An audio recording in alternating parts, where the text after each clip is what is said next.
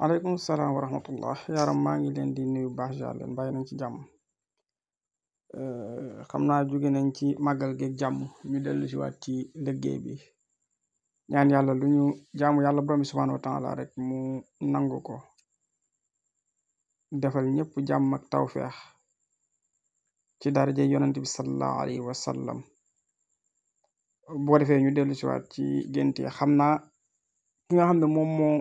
waxoon ne dafa gént sareetu yàpp yaakaar naa noonu la ko waxee moom laay njëkk a leeral ba pare. ci moom li yàpp daan firi du ko firi ci moom. xam nga yàpp joxe woon nañ ci ay détails yu bari solo ni ci nit ñi doon laaje waaye moom mii nag dafa nekk di wird dafay turu yàlla ak yu demee noonu te dafa wax ne dafa gént sareetu yàpp bu ñu jal yàpp ba mu fees yaakaar naa loolu noonu la ko waxee. bu xoolee gént googu mën na répété wu waat te buy répété wu waat mën na am ci yàpp woo am lu ci yàqu wala yu demee noonu waaye xalaa kulli xaal tekki bi ñu ngi koy wax ne li mu yor di ko wirdi de am na lu mu ko mën a indil ci wàllu jafe-jafe yi ci wàllu wér-gi-yaram. loolu moom moo tax ni mu gise yàpp bi baaxoowuñu gise yàpp noonu ni mu feeñee ci moom mooy li mu di wirdi de benn mu am lu ci manqué wala mu ñàkk respecté niñ ko war a defee waaye xalaa kulli xaalin daal ñoo ngi koy wax ne loolu muy wird mën na ko indil jafe-jafe ci wàllu wér-gi-yaram mooy kon topput sart yi mën na sax nekk ne dafa xamut sarax bi tur muy def laaj waaye yàpp woowu daal kon baaxut ci moom mi nga xam ne dafa nekk di wird ba gént jàllu yàpp boobu. loolu kon mu bàyyi ko xel incha allah. bu ma ñëwee ci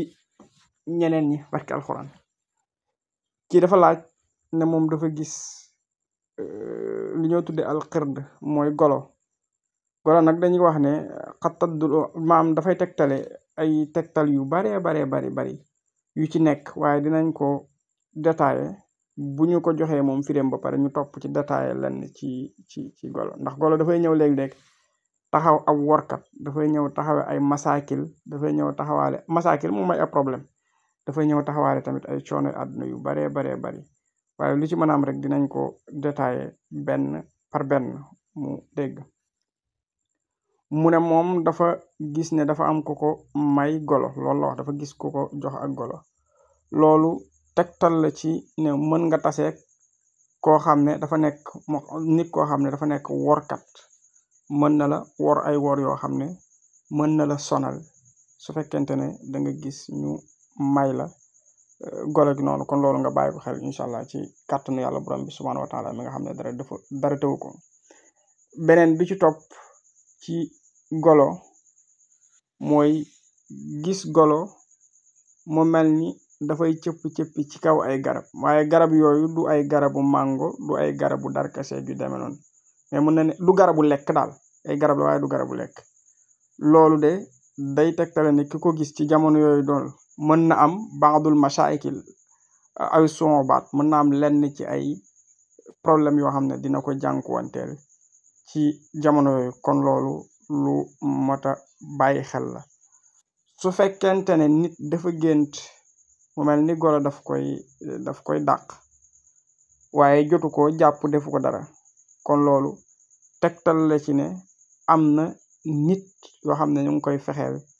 ci wàllu njabar. su fekkente ne golo yi dafa ëpp benn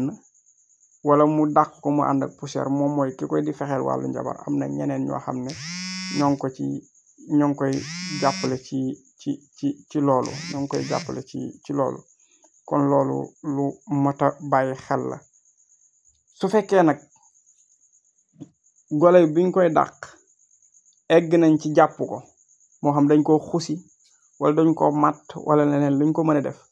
kon ñu ne na xam ne njabar googu day mën na koo jàpp maanaam ñooñu koy fexeel mën nañ ko atteindre mystiquement